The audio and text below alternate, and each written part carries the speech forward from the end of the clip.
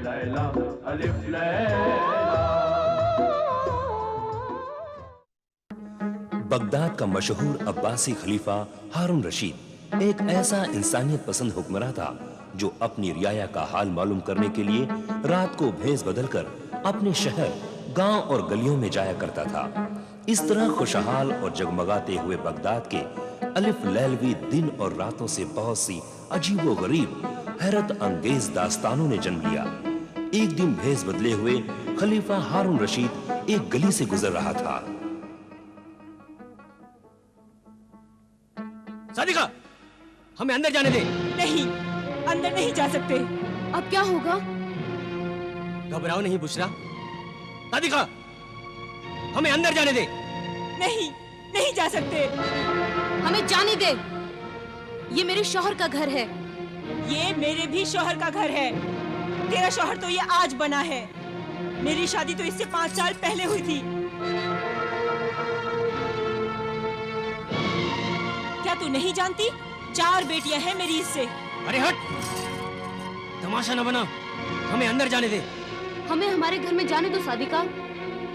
अगर तुम घर के अंदर गए तो मैं बगदाद के आदिल खलीफा हारून रशीद के पास फरियाद लेकर जाऊंगी। मैं तुम्हें वहां तक जाने नहीं दूंगा। मैं जाऊंगी, जरूर जाऊंगी, फरियाद करूंगी। अरे तेरी फरियाद सुनने के लिए उनके पास वक्त कहाँ है? वो बहुत ही मसरूफ हुक्मरान हैं। तेरी फजूल बातें सुनकर अपना वक्त जाया नहीं करेंगे।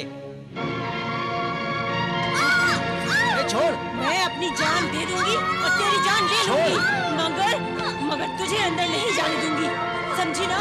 मैं तुझे अंदर नहीं जाने दूंगी। छोड़ दो हमें। मैं तुझे इस घर में नहीं घुसने दूंगी। तू इस घर में नहीं आ सकती। मैं तुझे अंदर नहीं जाने दूंगी।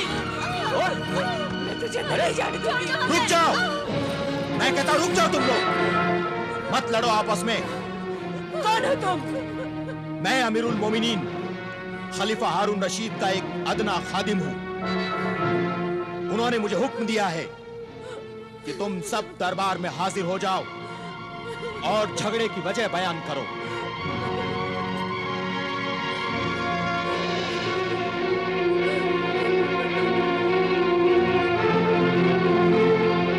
बयान कर फरियादी ज़ौजे रफीक, बयान कर। रफीक और बुशरा, तुम्हें भी सच्चाई बयान करने की इजाजत है।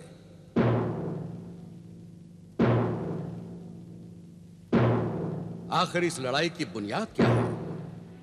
इस झगड़े की बुनियाद है दूसरी शादी। मेरे शौहर ने दूसरी शादी कर ली है। अमीरुल मोमिनीन। अमीरुल मोमिनीन, हमारे मजहब इस्लाम ने दूसरी शादी की इजाजत दी है। मगर किन हालात में दूसरी शादी की इजाजत दी है? अगर औरत बांझ हो या बच्चा पैदा करने के लायक न हो या फिर मुसलसल हमेशा बीमार रहती हो, और दूसरी शादी करने के लिए अगर पहली बीवी इजाजत दे तभी शौहर दूसरी शादी कर सकता है। क्या तुमने अपनी दूसरी शादी करने से पहले अपनी पहली बीवी से इजाजत ली थी? जी नहीं। तो फिर तुम गुनहगार हो। तुमने अपनी पहली बीवी पर जुल्म किया है और मजहब इस्लाम को बदनाम किया है। मगर इसमें मेरा क्या कसूर है अमीरुल मोमिनीन? कसूर है हुजूर, कसूर है, बहुत बड़ा कसूर है। ये भी मेरे खाविंद के गुनाह में बराबर की शरीक है। तुमने या तुम्हारे माँ बाप ने मुझसे आकर पूछा मुझसे आकर कि मैंने अपने शौहर को दूसरी शादी की इजाजत दी है या नहीं? और अब ये जुल्म मैं बर्दाश्त कर रही हूँ अमीरुल मोमिनीन। तुम्हारा इल्जाम सही है मजलूम सादिका। आखिर तुमने दूसरी शादी क्यों की? क्योंकि इस बीवी से मेरी 4 लड़कियां पैदा हुई, इससे कोई लड़का पैदा नहीं हुआ। बेटा पैदा करना औरत के इख्तियार में नहीं है, इसका जिम्मेदार भी मर्द है। क्यों तबीब, हकीम, हाजिक और मसीहुज्जमा, आपका क्या ख्याल है? आपने बिल्कुल सही फरमाया हुजूर। तिबो हिकमत की बरसों की तहकीक के बाद मुहक्किक इस नतीजे पर पहुंचे हैं कि मर्द का जो मादा जिसे कि हमल करार पाता है, उसमें जिस किस्म के जरसोम ज्यादा होते हैं, बच्चा वैसा ही पैदा होता है। हुजूर, अल्लाह का जो निजाम है वो बिल्कुल सही है। बेटियां भी तो इंसान ही होती हैं। अल्लाह की कुदरत को निशाना बनाना मर्द के किरदार और ईमान की कमजोरी है। मेरे शौहर अपनी बेटियों को ना अच्छा खाने को देते हैं, ना अच्छा पहनने को देते हैं। वो इन्हें बोझ समझते हैं, वो इनसे नफरत करते हैं। तौबा नऊजुबिल्लाह, अल्लाह तुम्हारी अक्ल पर रहम करे। बेटी से नफरत करके तुम जहन्नुम में अपनी जगह बना रहे हो। ऐ गुमराह पिदर, बेटी तो अल्लाह की रहमत और रसूलुल्लाह का सलाम है। कयामत के दिन औलाद को बाप के नाम से नहीं, मां के नाम से पुकारा जाएगा।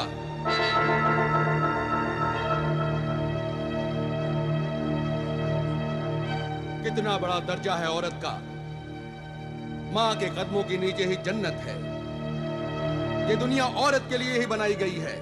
औरत ने ही बड़े बड़े पैगंबरों को पैदा किया। बड़े बड़े वली अल्लाह, दरवेश, कौम के रहनुमा और मुजाहिदों ने मां की गोद में ही परवरिश पाई है।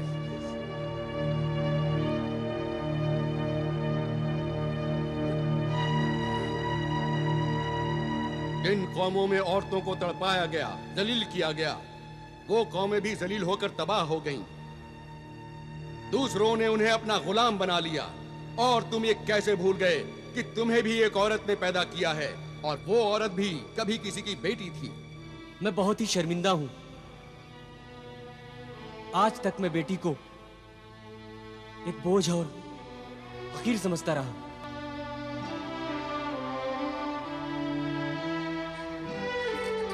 आज आपने मेरी आंखें खोल दी और मुझे बता दिया कि बेटी का दर्जा क्या होता है।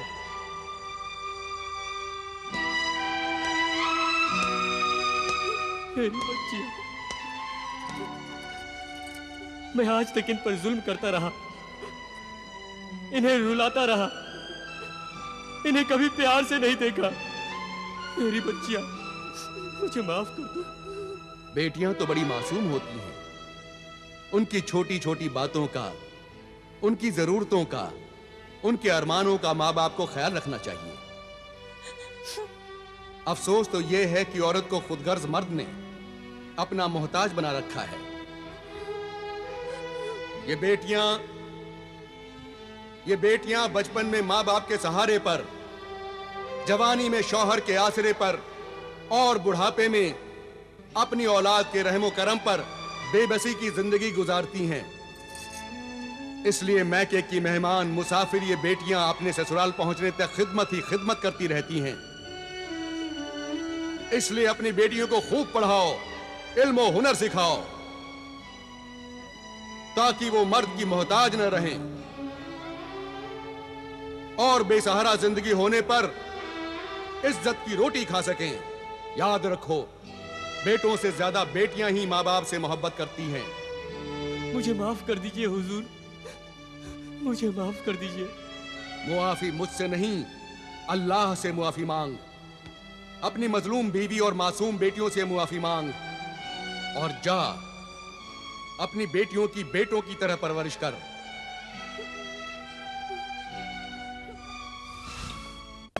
ये हुक्मरान खलीफा सिर्फ तख्त पर बैठकर हुकूमती नहीं करता, बल्कि एक मुशफिक बाप, एक मजहबी आलिम, एक रोशन दिमाग उस्ताद की तरह अपनी रियाया के मसाइल में दिलचस्पी लेता है। सिर्फ दिलचस्पी ही नहीं लेता, उनके मसाइल हल करता है और जीने का सलीका सिखाता है। ये गरीब और अमीर दोनों का हमदर्द है। ये सुना है कि खलीफा हारून रशीद की बेगम आलिया जुबैदा को उनसे बड़ी शिकायत है कि वो उनके साथ ज्यादा वक्त नहीं गुजारती। ताज्जुब है। हुजूर अनवर, आज हमारी तबीयत थी कि हम आपके साथ उस नहर के किनारे चहलकदमी करें जो आपने हमारे लिए नहर जुबैदा बनवाई है। यकीनन हमें बहुत ही खुशी होती बेगम आलिया, लेकिन आज आप हमें मुआफ फरमाएं। शाम होने वाली है, और हमें अपना फर्ज अदा करने के लिए महल के बाहर जाना होगा। आप जैसे फर्जशनास शौहर की बीवी होना तो हमारे लिए बाइसे फख्र है।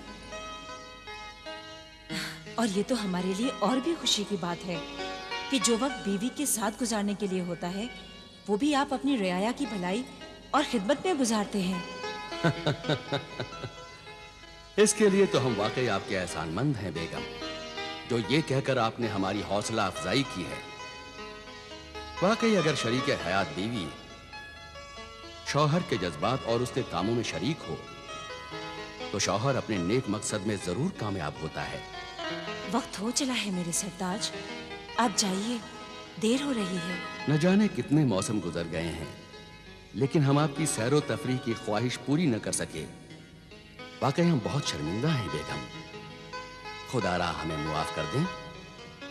नहीं नहीं, मुआफी मांगकर इस कनीज को शर्मिंदा न करें मेरे सरताज।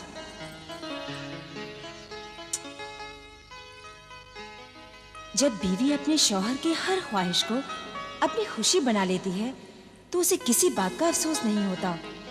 और हम इस बात को अच्छी तरह जानते हैं मेरे सरताज कि जो लोग आप तक नहीं पहुंच पाते आप उन तक पहुंच जाते हैं। अल्लाह हाफिज। अल्लाह हाफिज मेरे सरताज।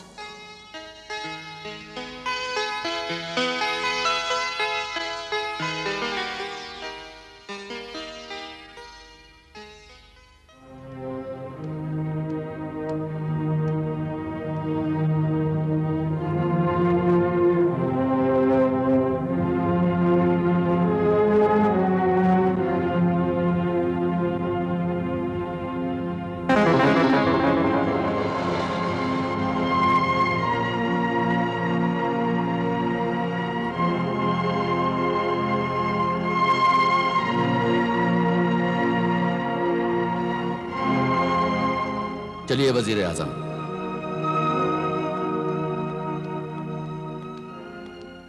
अल्लाह के नाम पर कोई खाना खिला दो, मुझ भूखे फकीर को कोई खाना खिला दो। मैं 3 दिन से भूखा हूँ, कोई फकीर को खाना खिला दो, नहीं तो मैं भूख से तड़प तड़प कर मर जाऊंगा। मुझे कोई खाना खिला दो, अल्लाह के नाम पर कोई।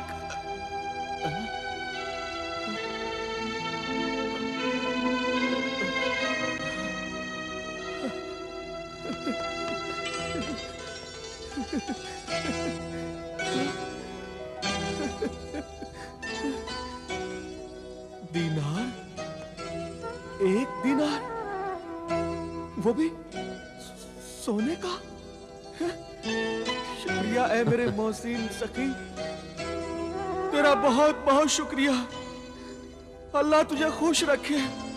जाओ बाबा, नान भाई की दुकान पर जाओ और जो दिल चाहे वो खरीद कर खाओ।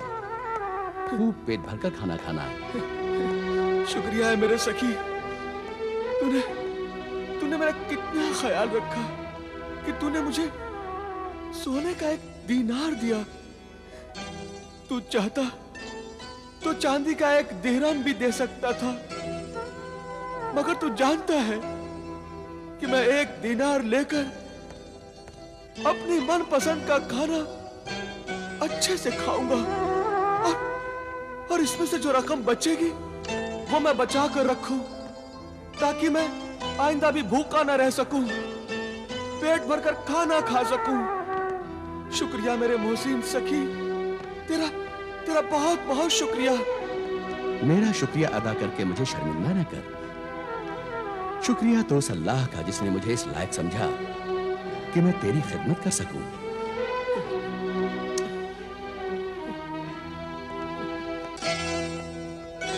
जाओ बाबा और जाकर पेट भरकर खाना खाओ और उस अल्लाह का शुक्रिया अदा करो। हाँ, जाता हूं, मगर खाना खाने से पहले मेरी एक शर्त है। तू मानेगा ना उस शर्त को? हाँ? शर्त? कैसी शर्त?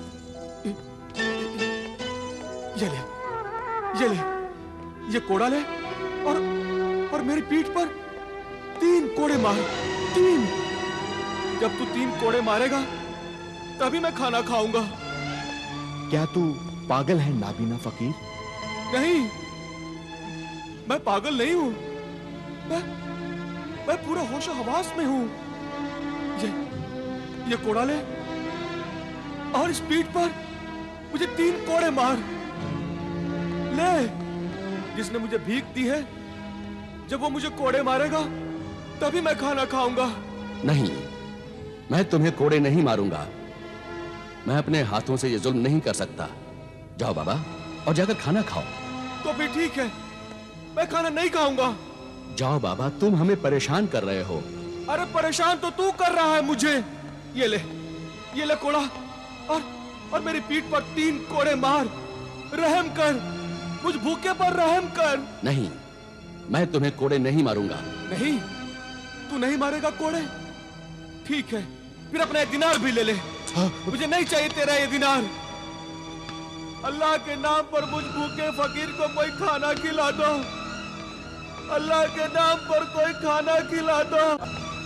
अल्लाह के नाम पर कोई खाना खिला दो। मैं 3 दिन से भूखा हूँ। मैं बहुत परेशान हूँ वज़ीर आज़म। कोई खाना खिला दो। इस फकीर की भूख, इसकी पुकार, इसकी फरियाद खाना खिला दो। न तो मैं सुन सकता हूँ और नहीं देख सकता हूँ। ए नूर वालों, मुझ बेनूर को कोई खाना खिला दो। तरस खा मुझ बेनूर पे, कोई खाना खिला दो। इस अंधे भूखे फकीर को मारने के लिए मेरे हाथ कैसे उठ सकते हैं? न तो मैं इसे कोड़े मार सकता हूँ और न ही मैं इसकी भूख मिटा सकता हूँ। अल्लाह के नाम पर कोई खाना खिला दो। खाना खिला दो, नहीं तो मैं भूख से मर जाऊंगा। कोई खाना खिला दो। या अल्लाह, तू मेरी नेकी और सब्र का कैसा इम्तिहान ले रहा है। रहम कर मुझ पर और रहम कर इस बूढ़े फकीर पर। या अल्लाह, कोई खाना खिला दो मुझे।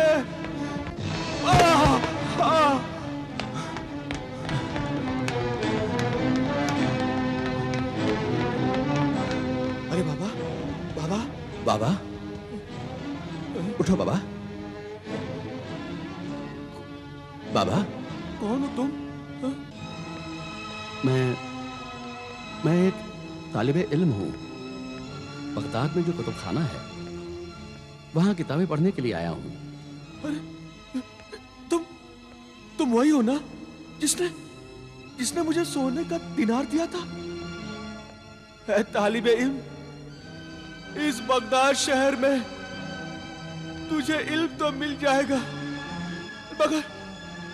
मगर मुझ भूखे फकीर को रोटी नहीं मिलेगी। रोटी नहीं मिलेगी मुझ भूखे फकीर को। जरूर नहीं मिलेगी। अल्लाह के बेशुमार नेमतों से मालामाल बगदाद शहर में कोई भूखा नहीं मर सकता। उठ ऐ जिद्दी फकीर,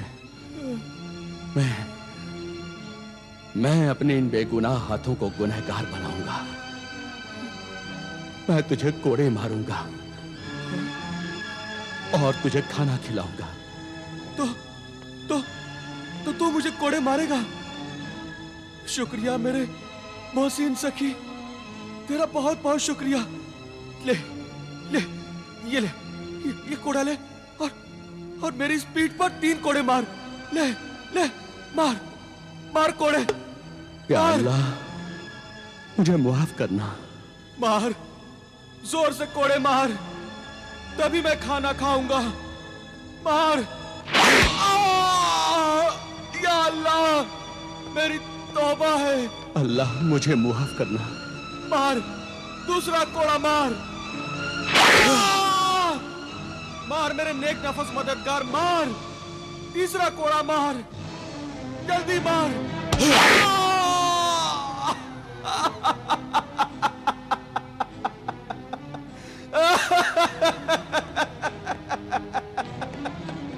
अल्लाह, अब वो दिनार दे दे और मेरा कोड़ा भी। अब मैं पेट भरकर आज खाना खाऊंगा। दे मेरे नेक मददगार, और वो कोड़ा भी दे।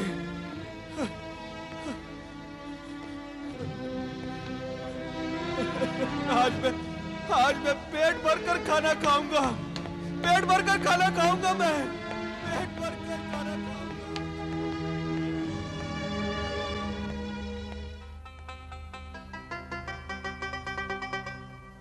या अल्लाह, तेरा लाख लाख शुक्र है, तूने आज इस भूखे फकीर को खाना खिला दिया। 3 दिन लगे मुझे मेहनत की रोटी खाने के लिए। या अल्लाह, और मेरे उस मददगार की भी मदद करना, उस नेक दिल इंसान को हमेशा अच्छा रखना, उसके दिल की हर मुराद पूरी करना, इतना अजीज इंसान बनाना कि रहती दुनिया तक उसका नाम रोशन रहे।